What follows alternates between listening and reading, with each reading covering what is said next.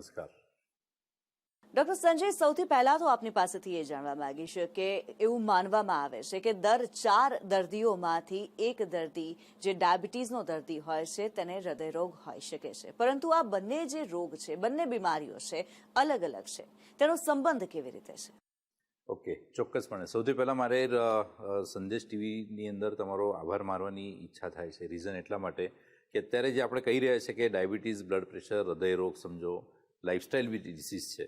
હવે લાઇફસ્ટાઇલ ડિસીઝની અંદર જેનું પ્રમાણ સૌથી વધારે વધે છે અને એવા કિસ્સાની અંદર જાણકારી એ જ એક સૌથી અગત્યનો શરૂઆતની સ્ટેજની અંદર ઉપાય વધારે કારગર હોઈ શકે છે. અને જાણકારી આપવા માટે તમે તમારા દર્શકોની જાણકારી મળે એટલા માટે અહીંયા સ્ટુડિયોની અંદર સમજો મને આમંત્રિત કર્યો છે, એના માટે ખરેખર મારે આભાર માનવો થાય. હવે ડાયાબિટીસ અને હૃદયરોગ આ બંનેનો સંબંધ આપણે જોવા જઈએ તો ડાયાબિટીસ એટલે આપણે એટલું સમજી શકીએ છીએ કે આપણા શરીરની અંદર શર્કરાનું પ્રમાણ વધારે હોવું. હવે શર્કરાનું પ્રમાણ વધારે હોવું એનો અર્થ એવો કે મારું શરીર જે છે, મારા શરીરની અંદર જે શુગર છે એનું પાચન મારું શરીર બરાબર નથી કરી શકતું. અને પચ્યા વગરની શુગર જે છે એ જ્યારે મારા લોહીની અંદર દેખાતી હોય, જેનું માપ રેન્ડમ શુગરની વાત કરીએ તો 140ની અંદર આવે છે. ફાસ્ટિંગ શુગરની વાત કરીએ, ભૂખ્યા પેટની શુગર, તો એ 90ની અંદર આવી જોઈએ.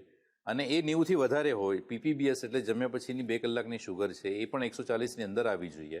એની જગ્યાએ જ્યારે એ શુગર મારી 140ની ઉપર બતાવતી હોય અને 3 મહિનાની એવરેજ શુગર જેને કહેવાય HbA1c એ મારું 5.58 કે 5.8ની આગળ સમજો વધારે આવતી હોય તો એવું કહી શકાય કે આપણે ડાયાબિટીસ છે. એટલે એનો અર્થ એવો થયો કે મારું શરીર જે છે એ એક્સ્ટ્રાની શુગર જે છે એ પચાવી નથી શકતું.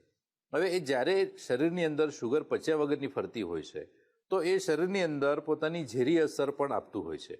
અને એ ઝેરી અસર જે છે એ સરવાળે લોહીની નળીઓ જે છે, શરીરના દરેક કોષ છે, લોહીની નળીઓ છે, એ બધાનું સ્વાસ્થ્ય જે છે ક્યાંક ને ક્યાંક જોખમાવે છે. તો એવી જ રીતના એ લોહીના નળીનું સ્વાસ્થ્ય જ્યારે જોખમાય છે તો લોહીનો સપ્લાય હૃદયને પણ થતો હોય છે. કેમ કે હૃદય જે છે એ પમ્પિંગ ઓર્ગન કહેવાય છે. હવે પમ્પિંગ ઓર્ગનને પોતાને જે સપ્લાય મળે છે એની અંદર સપ્લાયમાં પણ ક્યાંક સમજો ખામી થાય, શરીરની અંદર શુગર વધારે ફરતી હોય, ચરબીનું પ્રમાણ વધારે હોય, જેના લીધે લોહીની નળીઓ જે છે એ કડક થઈ જતી હોય છે અને સરવાળે બ્લોકેજ ઊભા થાય, એના લીધે હૃદયની તકલીફ થવાનો ચાન્સ વધી જાય છે.